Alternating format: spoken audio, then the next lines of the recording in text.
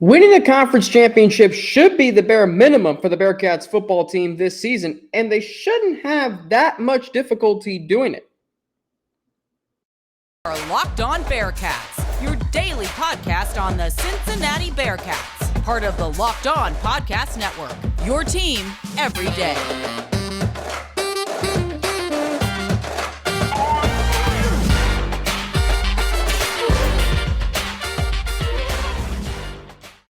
And thank you very much for making Locked On Bearcats your first listen every day. It's free and available everywhere you get your podcasts and on YouTube. Subscribe to our Locked On Bearcats YouTube channel, up to 370 subscribers and counting.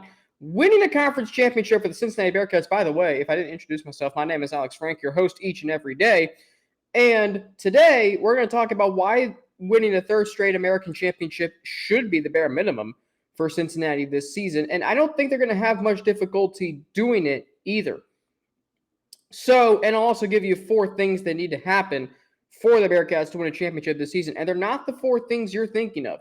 I know I've mentioned a lot of the same things that need to happen in the past for the Bearcats to win a championship, but I have some new things that need to happen as well. And none of them have to do with the quarterback. So, there you go. Winning a conference championship, it should be the bare minimum this season for Cincinnati. The Bearcats are now a college football playoff program. They're now a top 10 program in all of college football. So what Cincinnati needs to do, especially playing this season, their final season in the American Athletic Conference, they need to win the conference championship. Because they've been in the college football playoff, they're expected to win the American with relative ease. From a national perspective, and I haven't listened to any, I shouldn't say that. From a national perspective, it's, well, they just went to the college football playoff and they play in a group of 5 conference. They shouldn't have any problem winning the American Athletic Conference. I think that's part of the national perspective. I also think part of it is, yes, they're rebuilding, but they should contend for the conference championship. There are 2 teams at the end of the season who are going to play for the American championship. Name me 2 better teams than Cincinnati in the American Athletic Conference. Houston, that's 1. Can you definitively name a second? I don't think you can. So Cincinnati might be a little tougher to get to the conference championship this year. I don't think it will be. But they should still be, by the end of the season, playing for a championship. If that means they have to play on the road, they have to play on the road. If it means they host the championship game for the 3rd straight year, then that's great too. But think about what Cincinnati has going for them right now. Besides coming off a college football playoff season, they're going to the Big 12. They just signed Luke Fickell to a contract extension, who is arguably the hottest, fastest-growing coach in the sport of college football. Season tickets are selling out. It should be automatic that this team wins a conference championship, right? And let's look at it from the other way around. See, I can tell you why the Bearcats should win a conference championship this year. Because they're coming off a college football playoff appearance. Because that makes them the best team in the conference. They are a Power 5 team playing in the American Athletic Conference. So, in that regard, it's not just that this season is the most important in Bearcats football history. It's also the fact that it is the most unique. Because you're a Power 5 team playing in a Group of 5 conference. You are now a Power 5 team. May not be officially yet, but you are in my eyes, and in a lot of people's eyes as well. So think about from the other way around. It's a failure if they don't win a conference championship. Because how would that look? If you go into the Big 12, and I get it, there are other teams from this conference who are going to the Big 12, who are, one's probably not winning a championship this year, the other could. But Cincinnati should. Not just could, should. So if you look at it from that way, and you go into the Big 12, coming off a college football playoff appearance, but you can't win an American championship in your final season, how bad would that look? It wouldn't look great. I'll tell you that much. If you let somebody like a Houston or a UCF or a Memphis win, you can't go into the Big 12 with that.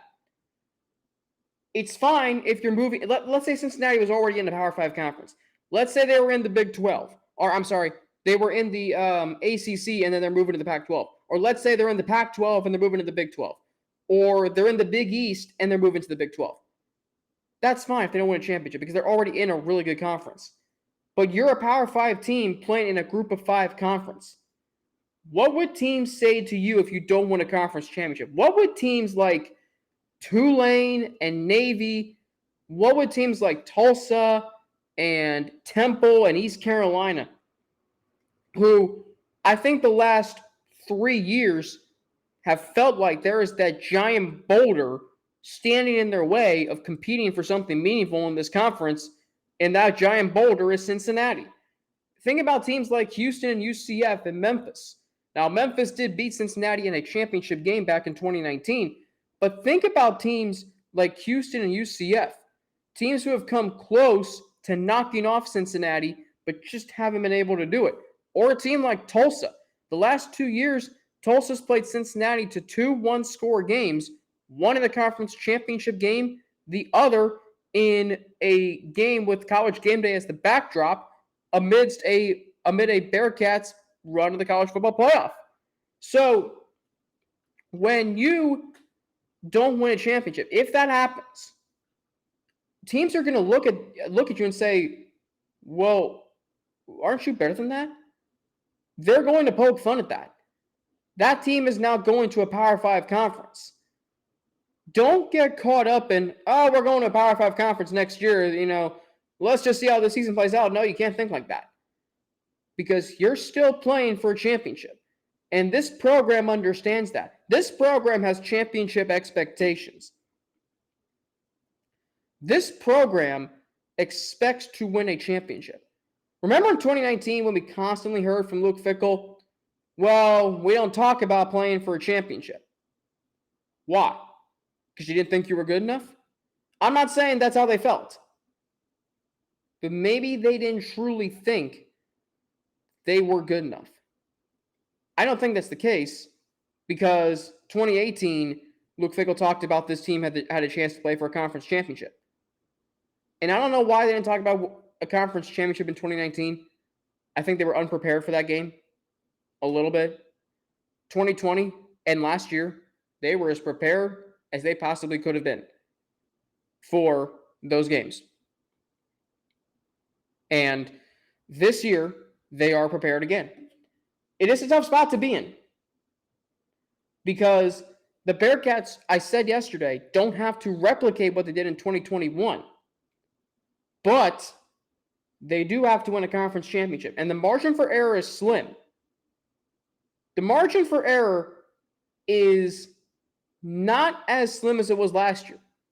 Because last year, there was the goal of winning the conference championship. But there was also that feeling of we could go to the playoff. The margin for error to do that was very slim. This year, the margin for error for winning the conference championship is slim. You can't lose 2 games and expect to play for a championship in conference play. You can't be 6-2, I don't think, especially now that the conference is one division. You can be 7-1. The Bearcats have been 7-1 and have played for a championship game before. You can be 8-0, of course. Margin for error is not as slim as it was last year, but yeah, it's slim.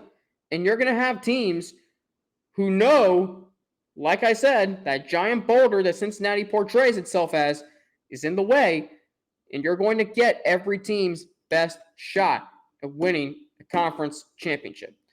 Coming up, though, why this team should have no issue winning the conference championship, it has to do with that margin for error concept. That next, but first, a word from Built Bar. From the people who invented healthy and tasty comes the latest gift to your taste buds. You've probably tried the amazing coconut brownie chunk Built Bar, but guess what? Your friends at Built have given coconut brownie chunk the Puffs treatment. That's right, the coconut brownie chunk Built Bar flavor you love in a deliciously chewy marshmallow covered in 100% real chocolate. These are good for you, so you don't have to worry about eating unhealthy like you might do during a Bearcats game or stress eat after a game like I do, because coconut brownie chunk puffs are only here for a limited time. Go to Built.com to make sure you don't miss out. They are going fast because they taste amazing and they're good for you. Why? Because they're made with collagen protein and you don't need a doctor to tell you that. I can tell you that. Your body absorbs them more efficiently, collagens, and they provide tons of health benefits. So eat something that tastes good and is good for you. The best part about Built Puffs is, of course, they taste amazing, but you can enjoy them guilt-free because they are actually good for you. They are the perfect treat. Maybe you want to eat them during a Bearcats game. Hey, how cool would it be if you entertained people for the game and said, hey, we're going to have some Built Bars during the game? What? Oh, let me tell you about them. They're the perfect treat when you've got that craving, when you need a game day snack, or you need a snack for your post-game workout to let out frustration if the Bearcats lose to Arkansas or a conference opponent, which hopefully they won't. Delicious, coconut-rich, sweet, brownie, creamy marshmallow. Stop fantasizing. Get to Built.com to order your box of coconut brownie chunk puffs right now using promo code LOCKED15 for 15% off your order. That's promo code LOCKED15 for 15% off at Built.com. Which NFL stars are moving the betting lines the most? It's all happening this week on Locked On NFL as the hosts give you the players in the NFL from the odds makers at Bet Online. Available all week on Locked On NFL, wherever you get your podcasts and on YouTube. Alex Frank here with you on Locked On Bearcats. We are 44 days away from the start of the college football season. The Cincinnati Bearcats in Fayetteville, Arkansas to take on the Razorbacks as they begin their quest towards a third straight conference championship game. So the margin for error concept applies here because last year the Bearcats, the margin for error was 0. It was literally cut and dry 0. And the Bearcats still made the college football playoff. Think about the pressure that was on that team every single week. Like, I remember sitting in the stands in Bloomington, down 14-0. I wasn't down 14-0. The Bearcats were down 14-0. And I remember thinking to myself, our season's on the line here. Now, in retrospect, the season wasn't on the line because, a conference championship is going to be very much in play. But in terms of where you wanted them to go, in terms of where I wanted them to go, in terms of where everybody wanted them to go that's affiliated with the Bearcats program, the season was on the line. Like, it was dire straits. 14-0 in the second quarter. You're getting manhandled. And you're thinking, are we number 8 or are they number 8 in the country? Indiana was unranked, by the way. They survived that. They beat Notre Dame. And then the pressure was on. Can you imagine what would have happened if you had done what you did in the first 4 weeks? Cincinnati, beat Indiana, beat Notre Dame, and then all of a sudden you lose to, Navy? How bad would that have been? As great as last season was, the Temple and UCF games when the Bearcats could seemingly do whatever they want against both teams, when every single game came up, you were nervous. Because as you kept stacking more and more wins, you were entering uncharted territory. As you started climbing the ladder, if you lost a game, it would come crashing down after all that work you built up. There's that saying, what's that saying? Why go anywhere if you're not going to go all the way? But it's a hard position to be in. Because, we as humans, I believe, have a tendency to doubt ourselves. But the Bearcats did not do that. They believed they were going to win every single game. And the pressure wasn't there to just win every game. The pressure was there to not win every game by just 10 points. Now, they got away with winning 2 games by one score in conference play, which I still am baffled by. But there was no margin for error, and this team came forth and conquered. They still did what they needed to do. If last year's team could do that, this year's team can win a conference championship. The margin for error is greater. You could lose one of the 2 games on the road at SMU and UCF and still compete for a championship. And quite frankly, you could probably make a New Year's Six Bowl. Hell, Memphis lost to Temple in 2019 and still went to a New Year's Six Bowl. Cincinnati lost to Memphis at the end of the regular season and still had a shot to play for a trip to the Cotton Bowl. Once you've done something, once you're used to doing something difficult, and this is a concept that I think is not talked about as much, but I seriously think some teams thrive when things are difficult. It should be less pressurizing when it's not, but some teams, when they make it harder on themselves, they actually thrive. Like, think about 2019 Cincinnati. That team played way too many close games.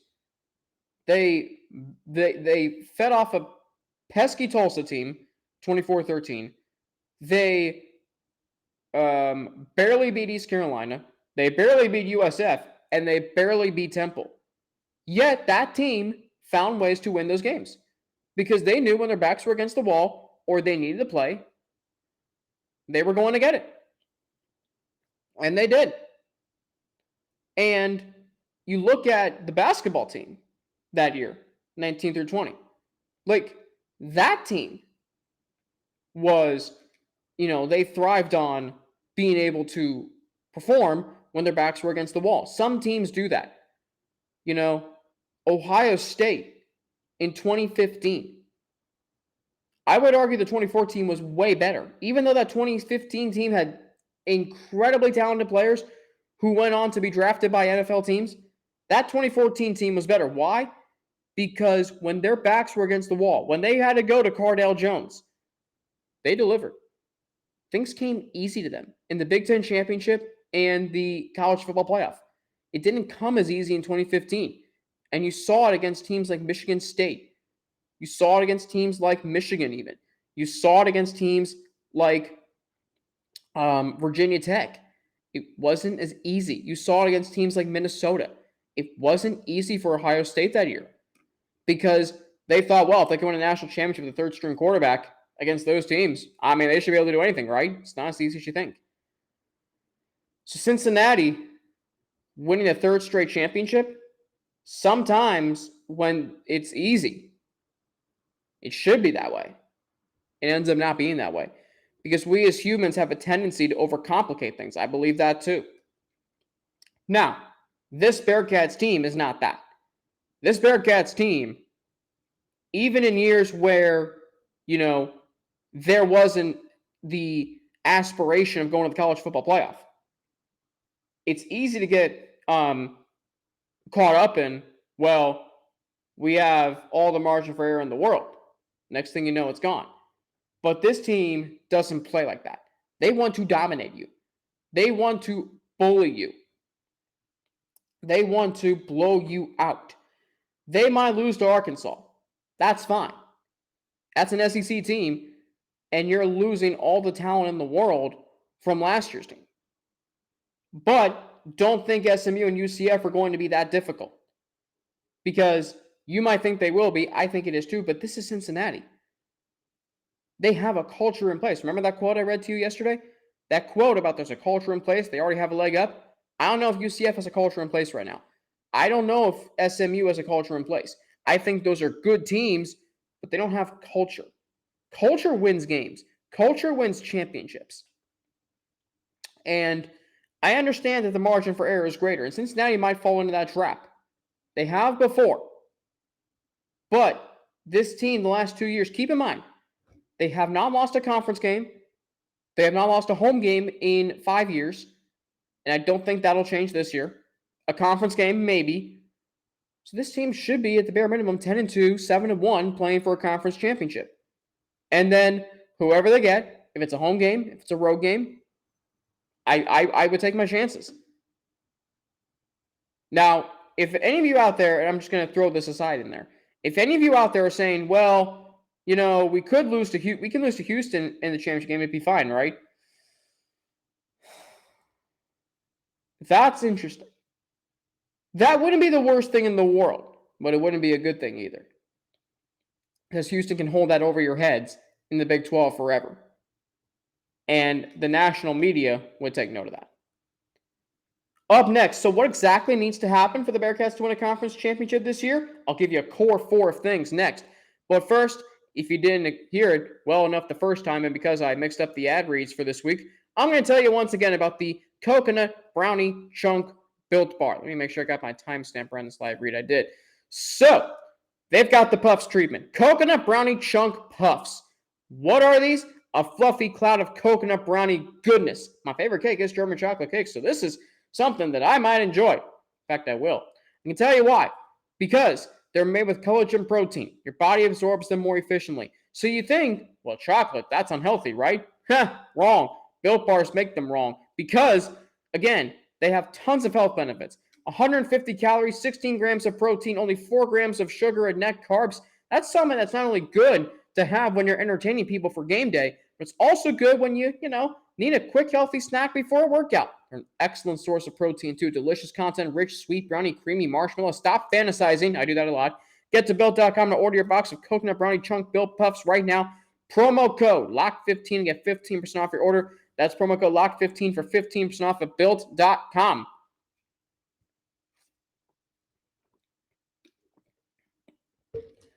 I drank a little red Powerade there. I just got back from running, and I've learned over the years that Powerade, hashtag not sponsored, is good for you when you run. Alex Frank back here with you, Locked On Bearcats, your host each and every day. So there are 4 things that I think need to happen for the Cincinnati Bearcats to win a conference championship this year. I've gone through the seven things that need to happen for success this season. I've done the 7 players who will define this season. I've done the 7 players who are facing the most pressure this season. I've done 12 things that need to happen for the Bearcats make the Big 12. I haven't done yet, though, 4 things that need to happen for the Bearcats to win a conference championship, just straight up. But I'm going to tell you them right now. Number 1, a lead running back must emerge. I've talked about this before. On good Bearcats teams over the last 15 years, they have had a lead running back dominate. Whether that's Jared Dokes, whether that's Michael Warren, whether that's Isaiah Peed, whether it was Jerome Ford, they've had a dynamo running back in their possession. I think this year that could be one of multiple backs. Kiner, McClelland, Ryan Montgomery maybe. I don't know. But what I do know is they need a lead running back, because you can do a running back by committee, but you need someone to take over a game when it's on the line. Number 2, playmakers on defense. On good Bearcats teams in the past, they forced turnovers. They did that last year. 4 turnovers in Indiana, 3 turnovers at Notre Dame. They forced multiple turnovers multiple times in 2019. This team needs to do that this year if they're going to have any chance of competing. Did they force multiple turnovers against Houston? I don't think they did. They forced 1. They're going to have to do that again this year. That comes from Deshaun Pace. That comes from Javon Hicks. That comes from up front forcing fumbles. If you're Wilson Huber, if you're Jawan Briggs, if you're Malik Vann, if you're Jabari Taylor, force turnovers. Playmakers on defense. Get your offense, get yourselves off the field. Give your offense a short field. It's not as lethal of an offense this year yet, so you need to help them out by playing complementary football. Number 3, wide receivers have to be major contributors on offense. This is a team in the past that's relied on its tight ends. It's not known for its wide receivers. That's fine. This year, though, I think they're going to have to be reliant on their wide receivers, because there's too much talent in that room to begin with, because there's Tyler Scott, because there's Trey Tucker, because there's Nick Martiner, because there's Jaden Thompson, because there's a hoist of great receivers on this team with potential to do really well. I think, seriously, they're going to have to rely on those pass catchers, especially because last year we saw the emergence of Alec Pierce and Tyler Scott. We're going to see the emergence this year of Nick Martiner and maybe the ascension of Tyler Scott and Trey Tucker. They have to be factors within the offense. Defenses know where the ball is going. It's going to Wiley and, to whichever running back is in there. Throw defenses off with your wide receivers. I guarantee you that it's going to be, it's going to be hard for defenses to stop you offensively if you have your wide receivers working. Number 4, special teams. Look, special teams could derail this team more so than any other team in years past. They really could, because the talent has departed. Last year's special teams weren't very good. At least the kicking game wasn't. Now, the punting game was. Mason Fletcher, I'm not worried about. The kicking game, I am. Ryan Coe from, or Ryan Coe, pronounce his name, I think it's Coe. Ryan Coe, or is it Coe? I don't know. But anyway, from Delaware, he's going to have to be the guy in the kicking game. I'm talking about maybe going like 14 of 16 on field goals. You can't go 9 of 19 or 5 of 10 or whatever Cole Smith went last year. Kicking is going to be a huge factor this year for this team. Because listen, they're not going to be as great offensively. They're going to have to be able to score points. If you have to settle for a 35-yard field goal, you have to have confidence in Ryan Coe to kick it. If they have to kick a field goal from 45 yards, you can't just punt it all the time. You can't just go for it all the time. Last year, the Bearcats had no confidence in their kicking game, and it showed. This year, they're going to have to be more confident in it in order to win games. They're going to have to be that. That comes from Ryan Coe. And whoever handles the kickoff duties, whoever handles field goals, Ryan Coe and the special teams must step up this year. So lead running back must emerge because that's what great Bearcats teams have had over the last 15 years. Playmakers on defense to get your defense off the field, create short fields for your offense because we don't know how great the offense is going to be. It could be great, but help them out early in the season, particularly at Arkansas, and give them a short field. Wide receivers must be major contributors. To fool defenses, the ball's not always going to go to the tight ends. It might go to a wide receiver. Stretch the field, stress the defense. Number 4, special teams, because they are not going to be able to just, go out there and go 9 of 19 on the field goals all season. This offense is not going to be that good enough to overcome that. So help them out. Kick field goals like Evan McPherson did for the Bengals last year. That needs to be the case for Cincinnati and Ryan Coe or whoever's handling the field goal duties this year. Wow. How about that? So on tomorrow's show, I want to talk more about Luke Fickell in big games because I think we'd love a lot of things he does. And believe me, I am in the club that there should be a statue of him erected outside of Nippert Stadium. But he struggles to win big games. And I think that should be a major talking point going into the season. We'll touch on that on tomorrow's show. Thanks as always for making Locked On Bearcats your first listen every day. You can follow me on Twitter at Frankie_Natty with 2 N's, NNATI. You can follow me on Instagram, AlexFrank9_ or email me at alex3frank@gmail.com. Don't forget to subscribe to our YouTube channel, up to 370 subscribers and counting. Follow us too to get an alert every time we drop a new episode. Thanks as always for making Locked On Bearcats your first listen every day. Get more on the Big 12 by making Locked On Big 12 your second listen. Everyday host Josh Neighbors and the local experts of Locked On take you across the conference in 30 minutes. Locked On Big 12, your second listen. That's Locked On Big 12. I'm Alex Frank for the Locked On Bearcats podcast. Have a great rest of your day. I'll be back tomorrow with Luke Fickell and in big games coaching conversation. Until then, thank you for making Locked On Bearcats your first listen every day. Have a great rest of your day, and I'll be back tomorrow with a whole new episode of Locked On Bearcats.